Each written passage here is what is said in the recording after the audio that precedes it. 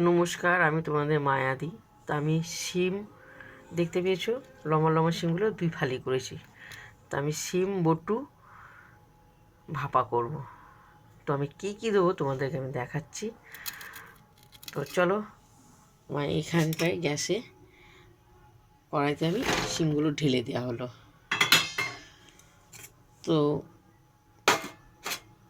নুন হলুদ স্বাদ মতন দিয়ে দেওয়া হলো।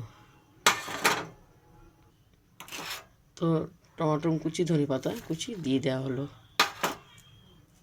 তো এখানে সাদা সর্ষে, জিরে, কাঁচা সাদা জিরে আর সাদা সর্ষে, কাঁচা লঙ্কা দিয়ে দেওয়া হলো।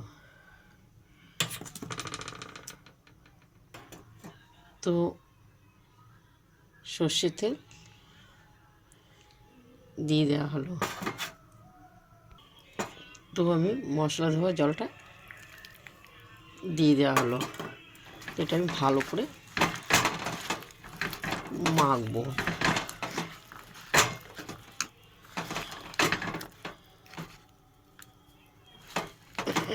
খুব সুন্দর শিম বটু।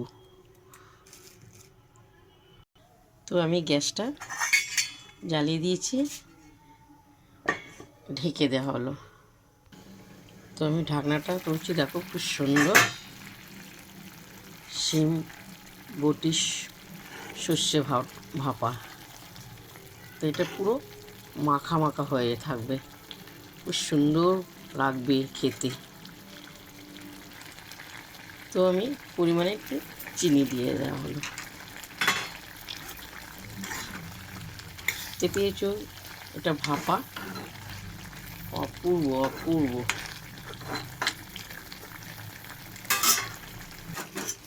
তো পরিমাণে একটু কাঁচা সর্ষের তেল উপরে দিয়ে দেওয়া হলো।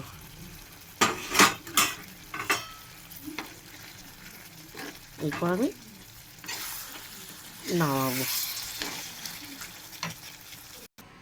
প্রথম থেকে লাস্ট তোমাদেরকে দেখালাম শিম বটু সর্ষে ভাপা।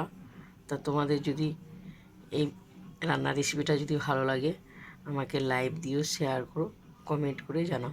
তো এই ভাপাটা কারা কারা খেয়েছো তাও লিখে পাঠাবে। আর যারা খাওনি তারা এইভাবে খাবে গরম ভাতে, খুব সুন্দর লাগবে, অপূর্ব অপূর্ব। দেখো, চলো এখন গরম গরম ভাত দিয়ে খাবো।